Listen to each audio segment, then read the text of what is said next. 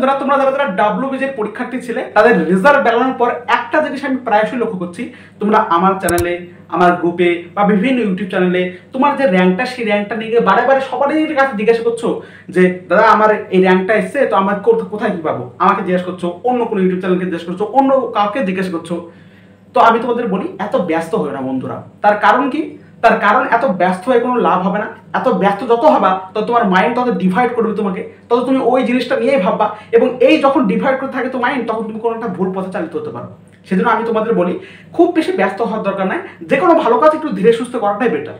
একটু ধৈর্য ধরে করো, একটু ভেবে চিন্তে করো, সমস্ত কথাবার্তা বাবা মার সাথে আলোচনা করো, ঠিক আছে? কিন্তু একটু ধীরে সুস্থ করো, অত তোমাকে মাইন্ডে ডিভাইড হওয়ার দরকার নেই। তার কারণ আমি বলেছি তোমাদের ফার্স্ট রাউন্ডে যখন কাউন্সেলিং শুরু হবে তার অনেকদিন আগেই ডব্লিউবিজে বোর্ড থেকে একটা কাউন্সেলিং এর ফর্ম দিয়ে দেবে। সেখানে তুমি তোমার বিভিন্ন কলেজ, তোমার যেগুলো মনে হচ্ছে সেই কলেজে তোমার নামটা লিখবা, এবং সেই কলেজের যে ফার্স্ট রাউন্ডে যে কাট অফটা 2024-এ যাবে সেটা তোমাদের সামনে ওরা তুলে ধরবে। এবার সেখান থেকে তুমি দেখে নিতে পারবা যে তার মধ্যে তুমি আসছো কি না, বা তুমি ভাবতে পারবা যে আমি সেকেন্ড রাউন্ড অব্দি যাবো কিনা, তুমি সেটা ভাবতে পারবে। আমি বলেছি, তবে এত ডিভয়েড হওয়ার দরকার নেই। তার কারণ আমাকে তুমি জিজ্ঞাসা করছো, দেখবা আমি ওই জন্য প্রায়শই প্রশ্ন করতে উত্তর দিচ্ছি না এখন।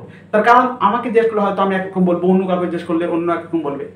তো এরকম করতে গেলে কি হবে, তুমি বুঝতে পারো না যে তোমার কি করা উচিত। ধরো অন্য কাউকে জিজ্ঞেস করলে, বা ধরো আমাকে জিজ্ঞেস করলে, আমি হয়তো একটু ভালো করে মোটামুটি একটা অ্যানালাইসিস করে বললাম তোমাদের মোটামুটি এই লাস্ট রাউন্ডে তোমার সিএসসি তে এত অব্দি গিয়েছে, ধরো আমি ধরলাম যে 6000 পর্যন্ত গিয়েছে। তখন তুমি বলবা 6000 পর্যন্ত গিয়েছে, আমার তো 7882 হচ্ছে, তার মানে আমার হবে না, আমার কিছু দরকার না, আমি আর করবো না, আমি এর পরের বছর আবার দিব। এমনটা ভাববো না। আমি সেই জন্য বলছি, আমি যেটা বলছি সেটা কিন্তু ঠিক না। তার কারণ তোমরা এই প্রমাণ পেয়েছো রেজাল্টে। এবার কাট অফটাও কি হবে সেটা কিন্তু কেউ কিছু খুব একটা বেশি কিছু বলতে পারে না। কাট অফ খুব বেশি চেঞ্জ হয় না, তাও খুব একটা কেউ কিছু বলতে পারে না। তাই তোমাদের আমি বলি, তা যখন ডব্লিউবিজে বোর্ড থেকে ওইটা দিবে তখন তোমরা ভালো করে অ্যানালাইসিস করতে পারো। আমি জানি তোমাদের টেনশন হবে, তাও ভাববা যে আমি একবার জিজ্ঞাসা করছি, আমি তো করছি না, আমি তো কোথাও অ্যানালাইসিস করছি না, আমি একবার জিজ্ঞাসা করছি। তো কিন্তু তুমি যত জিজ্ঞাসা করো বা বেশি, তখন তো মাইন্ড ডিভাইড হবে। তখন তুমি ধরো ভাববা যে অনেক ভাবে প্রাইভেট কলেজের কথা, ধরো মোটামুটি 2000-3000 ধরো এর আগের বছর ধরো তোমার ধরো আইটি ডিপার্টমেন্টে আমি বললাম, ধরো আমি আইটি বা সিভিল বললাম, ধরো সিভিলে ধরো মোটামুটি লাস্ট রাউন্ডে অবধি ধরো বলছি আমি 21,000 অবধি গেছে জেনারেল ক্যাটাগরি ধরো। তো এবার ধরো তোমার আসছে মোটামুটি 22 বা 23,000। এবার 23,000 যেই তোমার আসছে, তখন ভাববা যে তার মানে আমার আর হবে না, এমনটা কিন্তু না। ঠিক আছে, 23,000 পর্যন্ত লাস্ট রাউন্ডে কাট অফ যেতে পারে, একটু অপেক্ষা করবা, কি আছে। কিন্তু হ্যাঁ, যাদের র্যাঙ্ক খুবই বেশি হাই এসছে, যারা জেনারেল ক্যাটাগরির মধ্যে আছে, 15K বা 50K এর বেশি যাদের র্যাঙ্ক এসছে, তাদের এখন থেকে ভাবতে হবে একটু ডাইরেক্ট অ্যাডমিশনের কথা, না একটু সমস্যা হতে পারে, তাদের একটু ভাবতে হবে। এবার তুমি তোমার র্যাঙ্ক করে তুমি প্রাইভেট কলেজেও কাউন্সিলিং করবা। কাউন্সিলিং করার সময় তুমি যদি রেজাল্টের র্যাঙ্ক প্রায় সবারই র্যাঙ্কটা একটু খারাপই এসছে এক্সপেক্টের তুলনায়, তুমি গভর্নমেন্টের সাথে সাথে প্রাইভেট কলেজগুলোকে অ্যাপ্লাই করবা, দেখবা যেটা যদি হয়ে যায় তাহলে ভালো। ঠিক আছে, তবে হ্যাঁ একটা কথা, যদি আমি আবারও বলি তোমাদের, যে যদি তোমাদের অ্যাকচুয়াল প্লেসমেন্টেরই তোমাদের একটা হয়, নেশা হয়, প্লেসমেন্ট তোমাকে ভালো পেতে হবে, তাহলে আমি তোমাদের আবারও বলি প্রাইভেট কলেজে কোর ব্রাঞ্চের দিকে যাবা না, প্রাইভেট কলেজে অবশ্যই টপ ব্রাঞ্চে নেওয়ার চেষ্টা করবা। তুমি একটু সেকেন্ড রাউন্ডে দেখবা লাস্ট 7 রাউন্ড পর্যন্ত তুমি টপ ব্রাঞ্চ অনেক হাজারে, তুমি মোটামুটি দেখবা যে 25,000 বা 26,000-এর মধ্যে তোমার অনেক ভালো ভালো ব্রাঞ্চও কিন্তু চলে যাবে কিছু কিছু কলেজে, প্রাইভেট কলেজ শুধু আমি বলছি। তো সেই জন্য থার্ড রাউন্ড পর্যন্ত একটু অপেক্ষা করো, একটু ভালোভাবে দেখো, কারো কথা শুন না, ঠিক আছে?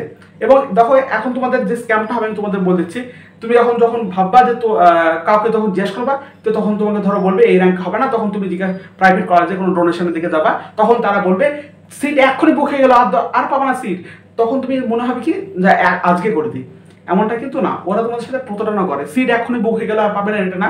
তুমি যদি, আমি কথাটা শুনতে খারাপ লাগলেও আমি বলি, তুমি যদি ধরো টাকা নিয়ে গিয়ে ধরো মব আপ রাউন্ডের শেষে, একদম শেষে কাউন্সিলিংটা ধরো গভর্নমেন্ট হয়ে গেছে, তখন তুমি প্রাইভেটে ভর্তি ভাবছো, এবার তুমি ধরো শুনেছো হেরিটেজের সমস্ত সিট সব বুক হয়ে গেছে, এবার তুমি তোমার যে ডোনেশন ফিস সেটা নিয়ে বলবে এই যে ডোনেশন ফিস আমাকে কি জায়গা দেওয়া যাবে, ওরা বলবে হ্যাঁ জায়গাতে যাবে। তখন তুমি বলবা কেন আপনারা বললেন যে জায়গাতে যাবে না, সিট বুক, আরে কে কি মশাই, দেখেন আমার সিটটা আছে না, দেখে বসে পড়ুন। দেখো শুনতে খারাপ লাগলো আমি বলি যে প্রাইভেট কলেজে বুঝতে পারছো ব্যাপারটা কি হয়। তবে সব প্রাইভেট কলেজ না, কিছু কিছু প্রাইভেট কলেজ ওরকম আছে, এবং কিছু কিছু গভর্নমেন্ট কলেজও আছে। গভর্নমেন্ট কলেজ মোটামুটি আমি তোমাদের বলেছি, ক্যালকাটা ইউনিভার্সিটি, জেইউ, তারপরে তোমার হচ্ছে কেজিইসি আর জেজেইসি, এই চারটি মোটামুটি ঠিকঠাক প্লেসমেন্ট দেয়। আর বাদ বাকি যেগুলো আছে সেগুলো থেকে মোটামুটি আইএম ভালো, প্রাইভেট কলেজ, তারপর তোমার ভালো, তোমার হচ্ছে টেকনোমেন্স সাবজেক্টটা ভালো, ঠিক আছে, কিছু কিছু প্রাইভেট কলেজ কিন্তু তাদের আগে জায়গা দেওয়া উচিত। তো এটাই আমি তোমাদের বলার চেষ্টা করছি। এবার একটা কথা ভালো করে শোনো, আমি বারবার বললাম যে এই পজিশনে দাঁড়িয়ে তুমি কারোর পথে ভুল পথে যাবে না। তার কারণ তোমাকে যদি প্রাইভেট কলেজের পরবর্তী ক্ষেত্রেও ডোনেশন দিয়ে তোমাকে ভর্তি হতে হয়, তাহলে তোমার মোটামুটি ডোনেশন তুমি যদি দাও তাদেরকে, তারা মোটামুটি তোমাদের সিট দিয়ে দেয়, ঠিক আছে, বেশিরভাগ। তবে সব প্রাইভেট কলেজ আবার এরকম করবে না।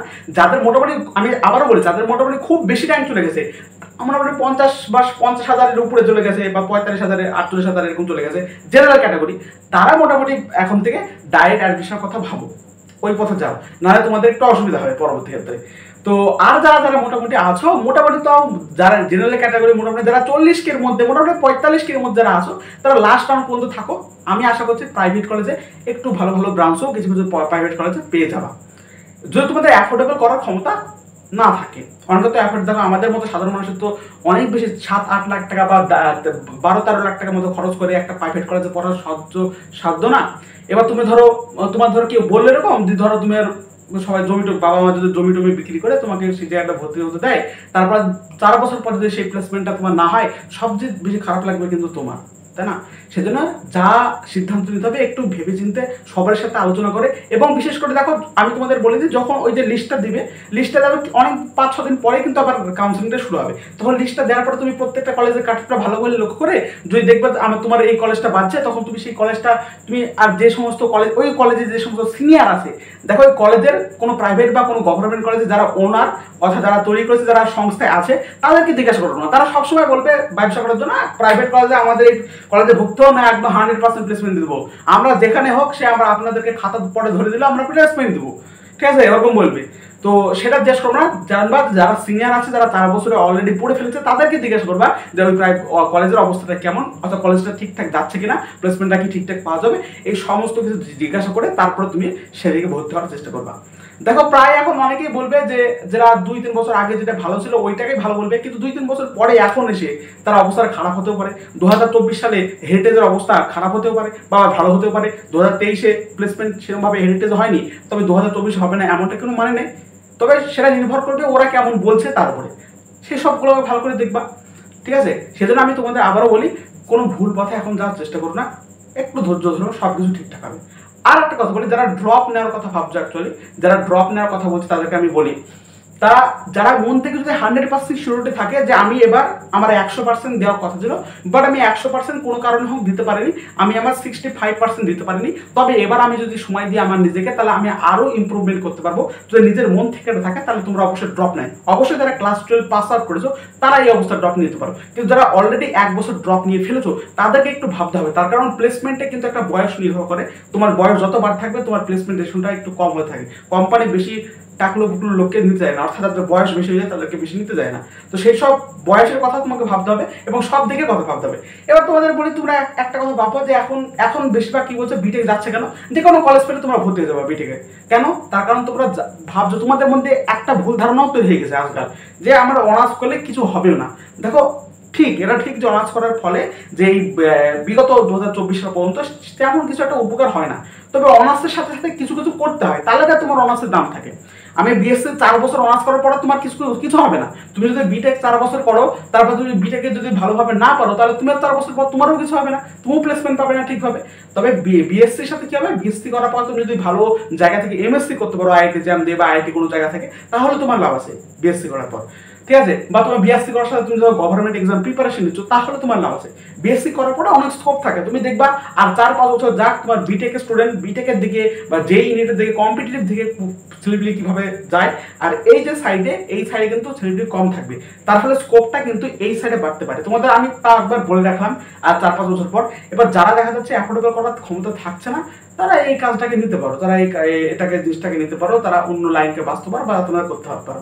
বিটে কি করতে হবে আমাকে 20 টাকা দিয়ে, এমনটা কিন্তু মানে না। অবশ্যই তোমরা যদি কোনো ভালো অ্যাফোর্ডেবল করার তোমাদের ক্ষমতা থাকে, তাহলে অবশ্যই তোমরা প্রাইভেট চুজ করবে, আর যদি না থাকে তাহলে তোমরা গভর্নমেন্ট টপকে দেওয়ার চেষ্টা করবে। আবার একটা কথা বলি, কেউ অনেকে থাকে যে ধরো তোমার গভর্নমেন্টে একটা মোটামুটি একটা খুব একটা ভালো ব্রাঞ্চ আসছে না, তবে একটা গভর্নমেন্ট তুমি লাস্ট রাউন্ড পর্যন্ত পেয়ে যাচ্ছ, তো সেই গভর্নমেন্টকে নিতে পারো এবং প্রথম ইয়ারে তোমার যদি ভালো একটা স্কোর করতে পারো, তুমি সেই স্কোর করার ফলে তুমি কিন্তু সেই সেই ব্রাঞ্চটাকে চেঞ্জ করে তুমি ভালো ব্রাঞ্চে যেতে পারো। আমি আবার বলেছি সিভিল ধরো নিয়েছিলাম কোন গভর্নমেন্টে, এবার তুমি ফার্স্ট ইয়ারে ভালো র্যাঙ্ক করলা, তুমি এবার সিভিল থেকে সিএসসি কম্পিউটার সায়েন্সে যেতে পারো। তো একটা ভালো সুবিধা থাকে, হয়তো তোমরা জানো না, তবে প্রত্যেকটা কলেজে মনে হয় না, কিছু কিছু কলেজে এরকম একটা হয়, আবার হতেও পারে।